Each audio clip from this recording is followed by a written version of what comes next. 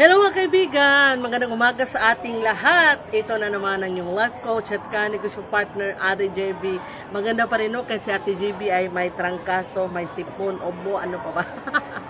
Pero kaya natin ito, no? So ngayon kaibigan, ang topic na ating pag-usapan ay tungkol pa rin po sa pagpapalago ng ating Sari-Sari Store Business. So, nakikita ko kasi na-notice ko na marami na sa atin, mga kababayan natin dyan, na gustong magtayo ng negosyong ito. Ayan. Yung iba na po problema, no? Paano daw nila mapapalakas ang bintahan? Paano daw sila kikita, no? Paano mapalaki ang kita sa tindahan? Lalo na kung maliit ang yung tindahan.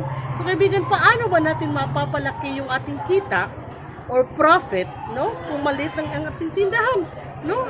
Ang hirap, no? Pero kaibigan, ito, no? Gusto ko malaman nyo to, ha? Para naman, huwag na kayong ma-worry, huwag na kayong mag-alala or malungkot. Kaibigan, alam nyo ba, no? Madali lang po palakihin ang kita natin.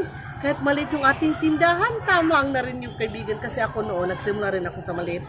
And ito, kaibigan, this is the sad reality rin, no? Nakakalungkot mang isipin, pero meron tayong mga kasari. Malaki ang kanilang tindahan, pero alam nyo ba, hindi sila kumikita ng malaki. Ayan. So pagdaan mo, wow, ang laki ng tindahan, punong-puno. Pero hindi mo lang nalalaman, kaibigan, hindi mo lang alam, maliit pala ang kita. Bakit? Pag-usapan natin mamaya. At nahalata nyo rin ba, kaibigan? Ako hindi na ako lalayo. Kahit dito sa place namin, yung mga tindahan dito na nauna pa sa tindahan ko. Maliit lang ang tindahan, nasa sulok pa nga yung iba, pero hanggang ngayon nakatayo pa, open pa, lagpas na sila 30 years siguro. Oh, una pa kasi sila kay Ate GP, sa akin tindahan 24 pa. 24 years, pero yung mga nauna ko, may mga tindahan dito sa place namin na mas maliit pa sa tindahan ko, pero hanggang ngayon bukas. Bakit? Dahil sa malamang kumikita talaga sila. So, pag hindi sila kumikita, siguro matagal lang sarado ang kanilang tindahan. So, kaibigan, ano ba ang dapat natin gawin? Paano ba natin mapapalaki ang kita, no? Kahit maliit ang ating tindahan. Kaibigan, ito, mahalaga ito, ha? Yung aking sinabi kanina na may mga tindahan na malaki, pero hindi malaki ang tindahan na big store, pero hindi malaki ang kita kasi kaunti ang mga customers na bumibili sa kanilang tindahan.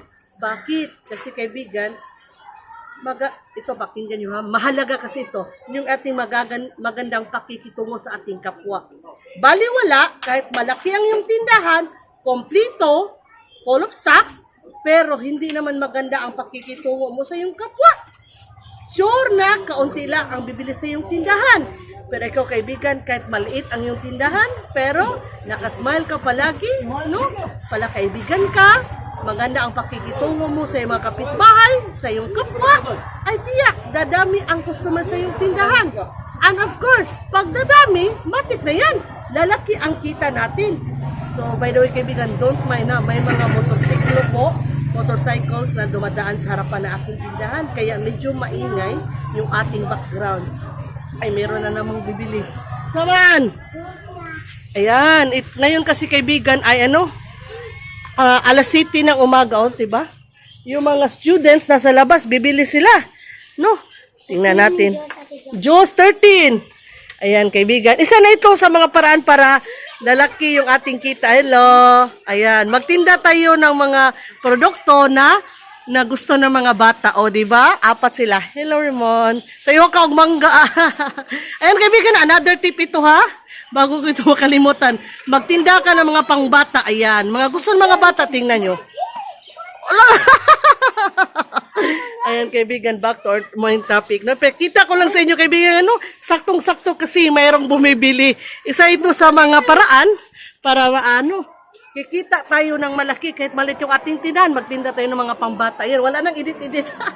So, kaibigan, pag maganda ang pakikitungo sa iyong kapwa, palagi kang nakasmile, malaki ang chance na dadabi yung customer. So, kahit maliit ang tindahan mo, marami ka namang customer, tiyak kikita ka ng malaki, o di ba?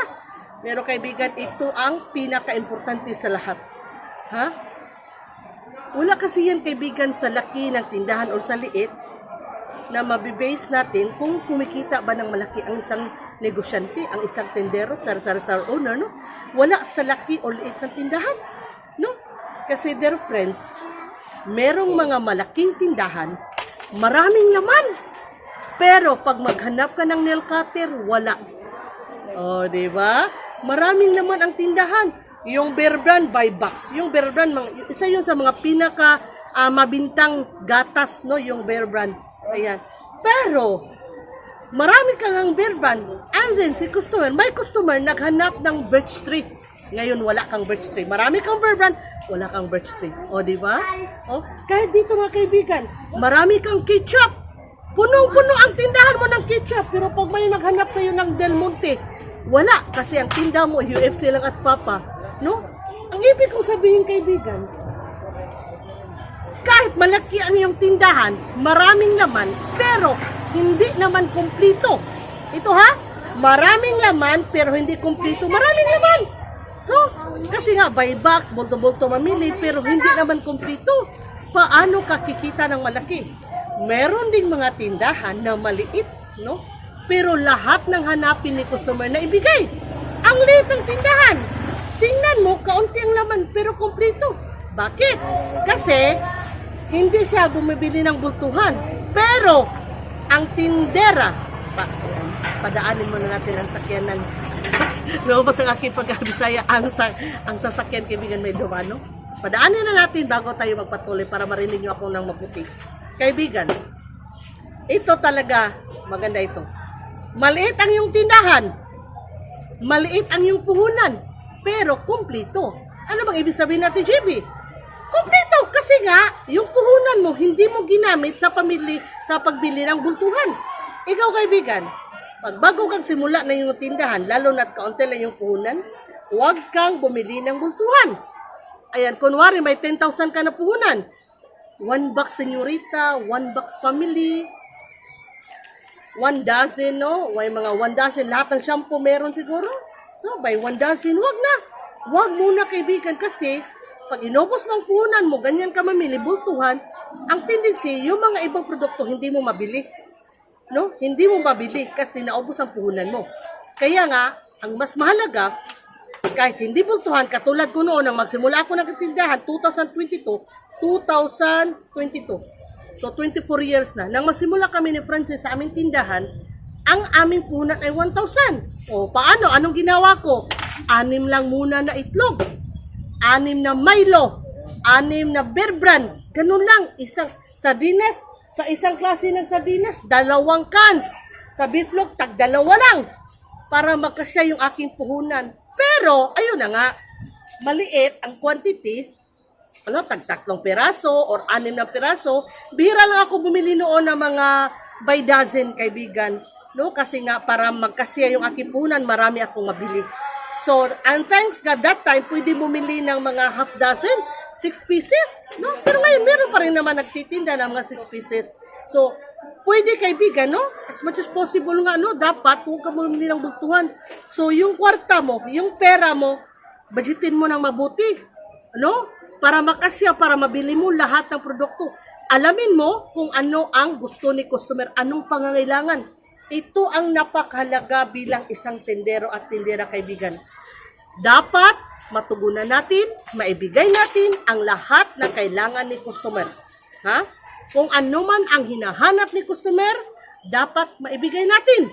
No? Kung gusto natin kumita ng malaki, kung gusto natin tiyak na lalago yung ating negosyo, sari-sari store business. O paano natin maibigay ni customer ang kanyang hinahanap? No? Dapat kumplito ang ating tindahan. Paano makumplito? Maliit nga, kaunti ang puhunan.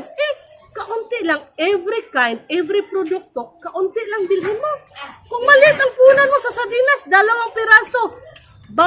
Bawat sardinas, 2 piraso. O, yung itlog, huwag ka munang bumili ng 1 tray. Mga 1 dozen lang muna. I-roll mo yung pera mo. Pag ubos, o malapit na maubos ang paninda, bili ka na naman, punta ka na naman sa palengke. Yun yung gagawin mo. Alamin mo muna kung ano ang pangangailangan ng mga kapitbahay mo. Okay, and then magtinda ka nito. Pero wag bultuhan para mabili mo rin yung ibang mga produkto.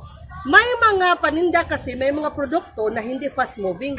Hindi mabintang mabinta, hindi araw-araw may naghanap, pero kailangan mo pa rin ito. No? So, katulad kay Ate GB, nagtitinda ako nito, nail cutter. Oh. Nagtitinda si Ate GB ng nail cutter. So, pwede kang hindi bumili ng 1 box. 100 plus kasi yung 1 dozen. Siguro 2 piraso lang na nail cutter ang bilhin mo. O 3 piraso. O diba? Ang importante, may stocks ka. Yun na nahalata ko sa ibang tindahan. Maliit ang tindahan, pero maraming customer. Matik na yun. Alam na natin, pag maraming customer, malaki ang kita. Pero bakit? Bakit maraming customer? Bakit malaki ang kita? Maliit ang tindahan. Kasi nga, kompleto.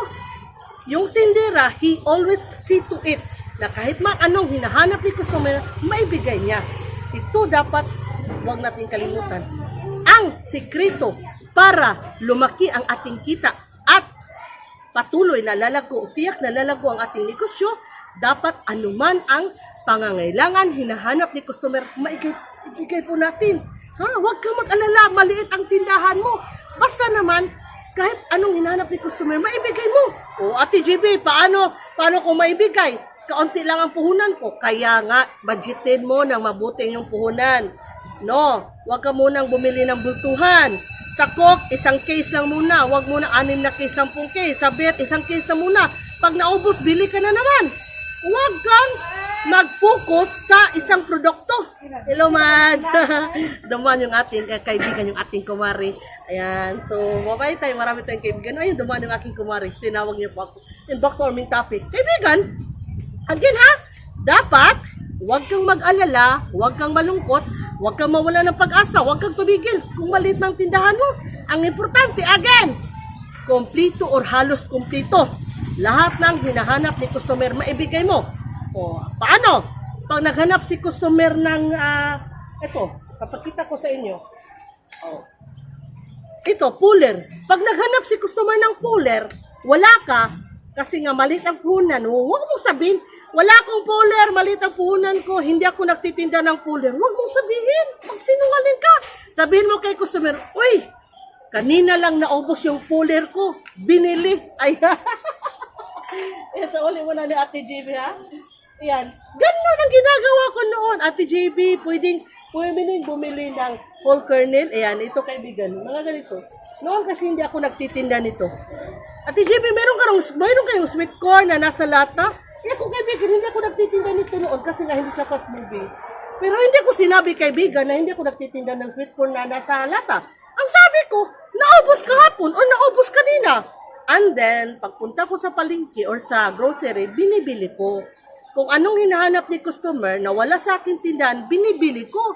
Nililista ko pagdating sa city, sa supermarket, o binibili ko kahit 1 o 2 piraso lang. Basta, meron akong stocks. Ito yung ginagawa ko noon kaibigan at nakatulong yung tindahan ko na maliit. Ay, biglang lumaki. Ay, hindi bigla. 24 years in the making. O, di ba? Ang thank you so much kaibigan, tinapos yung dulo yung aking video. Alam ko makakatulong po ito sa inyo. No? Paano ba natin mapapalaki yung ating kita? Kahit maliit yung ating tindahan. Ayan, nasabi ko na po. Sana, kung hindi nyo naitindahan, i-replay nyo po yung video, no? At, kaibigan, kung hindi ka pa nakasubscribe kay Ate GB, sana mag-subscribe ka na kay Ate GB and then pakihit na notification bell para mapanood mo rin yung other videos ko na tiyak makakatulong sa ating pagsinso. Sana kaibigan, pakishare na rin, no? Para mas marami pa tayong matulungan. Kaibigan, huwag mong kalimutan palagi kong sinasabi. Hindi imposible, hindi mahirap na umasinso ang buhay natin. Basta masipag tayo, madiskarte tayo, may tamang disiplina sa sarili, at ang pinaka-importante sa lahat, we have God in our life. Dapat nasa buhay natin, nasa puso natin ang Panginoon. No, tiyak asin sa buhay natin, kaibigan, tiwala lang.